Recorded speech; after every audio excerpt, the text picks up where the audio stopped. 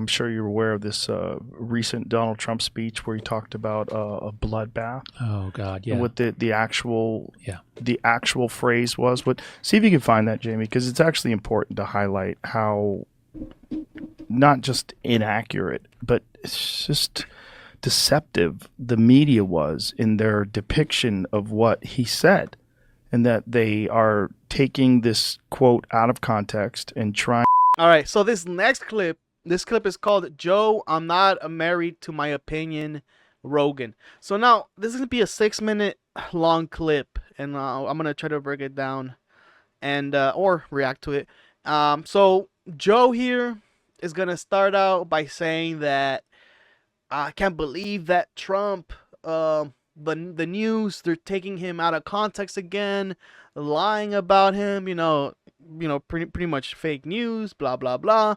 He's talking to this one guy, this one guest, and the guest sees the same video and says, "I think the news is right, bro. I think they're actually correct with what Trump said, and what he said is what he said." And then Joe's trying to make it sound like he didn't mean that, or he tried to say something about the economy, but not maybe like cause a World War III, because Trump is always talking shit, and that's the problem with Trump, and it's very annoying too. I get it, because it's like anything he says, it's gonna be a soundbite, right? Anything he says, it's gonna matter way more now because he's running in the election, right? And they're gonna try to make him seem like the worst person in the world. I mean, they already have so many things that they can get him on, but I guess people still need a couple more so they can really understand that Trump is a piece of shit. We're gonna listen to this clip here. I'm sure you're aware of this recent Donald Trump speech where he talked about a bloodbath. Oh God, yeah. And what the actual phrase was. But see if you can find that, Jamie, because it's actually important to highlight how not just inaccurate, but it's just deceptive the media was in their depiction of what he said, and that they are taking this quote out of context and trying Fake news. to say that there's going to be a civil war if he doesn't get elected, which is not what he was talking about at all. See, pull it up, because it's so disturbing that they would, first of all, that they would think that they could get away with it in this day and age with all the scrutiny and all the with social media and all the independent journalists that exist now. They think they can get away with this, huh? Not. Joe's there. You're not gonna get through Joe's big ass stomach. All right. Which is one of the more interesting things about the demise of corporate media, the demise in trust. Trust in corporate media is at an all-time low, and so this has led to a rise in true independent journalists, the real ones out there, the Matt Taibbi's, the Glenn Greenwalds, the people that are actually just trying to say what is really going on and what are the influences behind these things and why. Matt Taibbi, the guy that befriended Elon Musk, and then Elon Musk unfriended him because he didn't want to be on X and wanted to be on Substack? That Matt Taibbi that wrote the Twitter files or whatever that shit was? Yeah. Independent journalist, you say? Why are these things happening? But this one was bizarre. When I saw it, and then I saw the actual speech. Let's play the actual speech. Yeah, I have the actual speech. The headlines are different, but I'll just play this. Let's play the actual speech. To China, if you're listening, President Xi, and you and I are friends, but he understands the way I deal. Those big monster. So Xi, the President Xi of China, and Trump are friends, right? But friends, you're gonna get tariffs. Car manufacturing plants that you're building in Mexico right now, and you think you're going to get that, you're going to not hire Americans, and you're going to sell the cars to us. Now, we're going to put a 100% tariff on every single car that comes across the line, and you're not going to be able to sell those cars. If I get elected, now, if I don't get elected, it's going to be a bloodbath for the whole. That's going to be the least of it. It's going to be a bloodbath for the country. That'll be the least of it. If this election isn't won, I'm not sure that you'll ever have another election in this country. Does that make sense? I don't think you're going to have another election in this country. If we don't win this election, I don't think you. So if Trump doesn't win this election, life as we know it ceases to exist. That's what Trump is saying, right? Or maybe I didn't really understand what he said there. We're going to have another election, or certainly not an election that's meaningful. And we better get out, or we better. I actually say that the date, remember this, November 5th, I believe it's going to be the most important date in the history of our country. I believe. Yeah, because if Trump doesn't get elected, he's going to go to jail. The only reason why Trump is running is to be not in jail. Is to not be in jail. That's the whole reason why he's running. He obviously knew that he's a freaking criminal, right? I mean, we already seen it. Dude, like, I know people are in the comment section be like, "No, bro, I mean, they're lying. They're making him look bad, bro." Trump can just makes himself look bad any kind of way. Okay, he wears freaking orange makeup, has a comb over, freaking walks like a pigeon. I don't understand the appeal of it. Pretty bad. That sounds like the Flight 93 election argument, that if I don't win, the country's over. But what he's talking about is this subversion of our economy and the subversion of our democracy, that we will never have an election again.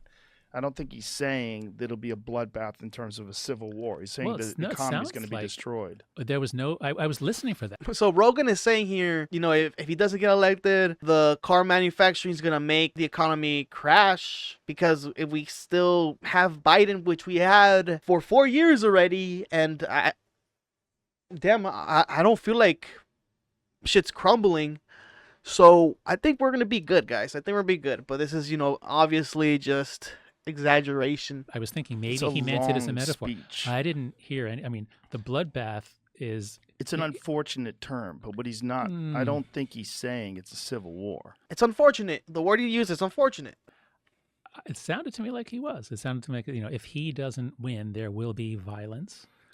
Right. You'd have to really give him a hell of a lot of benefit of the doubt. He's talking about the economy. He was talking about no, it was an He's talking about China building plants. He's talking about all these things and saying that if he doesn't get elected, it's going to be a bloodbath. It's going to be a mess. I don't think. So what does that mean?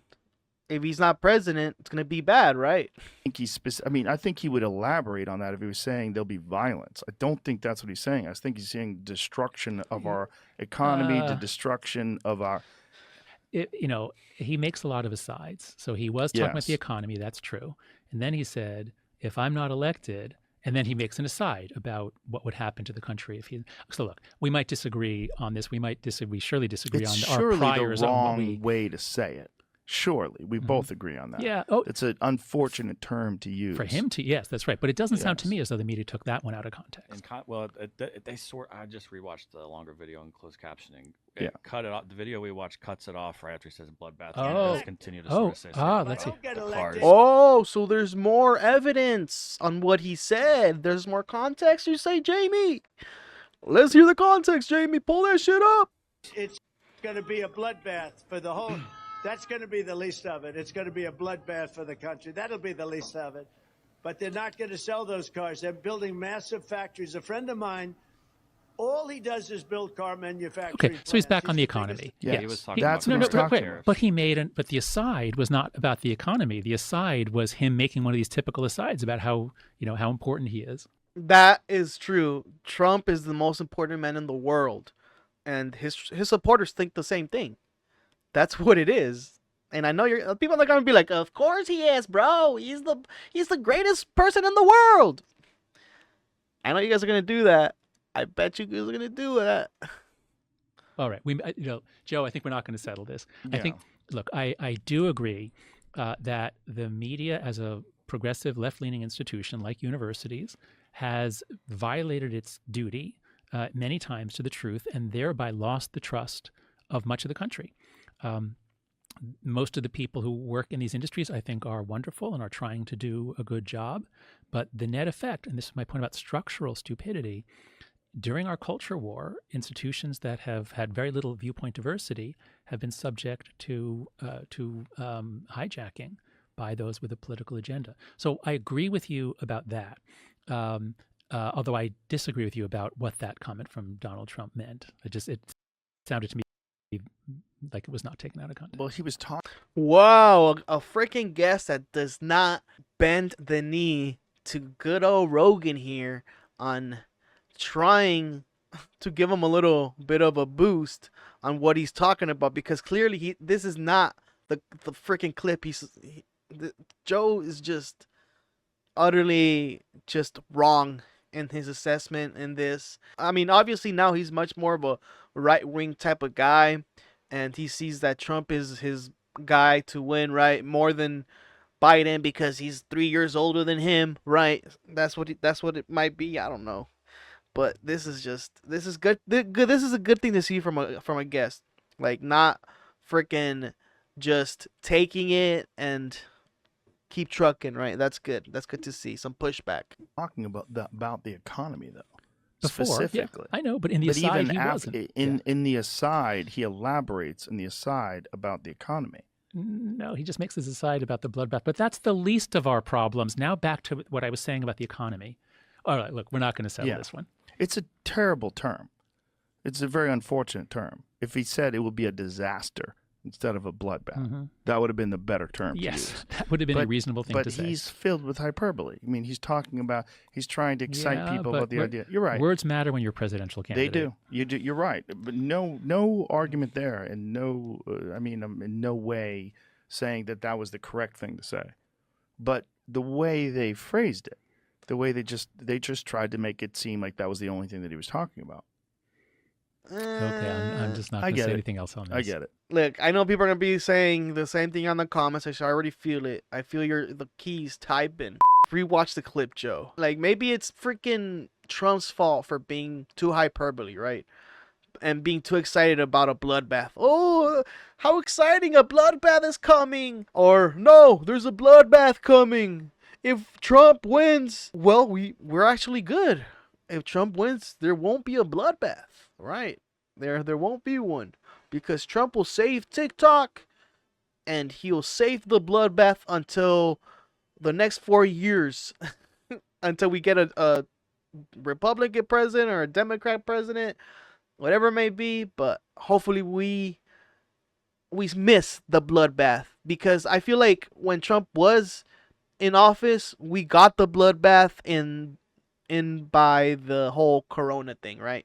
And I feel like he was probably the one that might have caused it. Like, I feel like he kind of maybe sabotaged it, in my own opinion. Allegedly, in my own opinion, I think he did it. Look at him. He's a businessman. Businessmen make money. And you guys, some of you Trump supporters say, Trump's not a politician. He's a businessman. He's going to run the government like a business. Yeah, and look what happened. We got Corona, and that was because of Trump's 4 years. Probably not the best person to be talking about a bloodbath.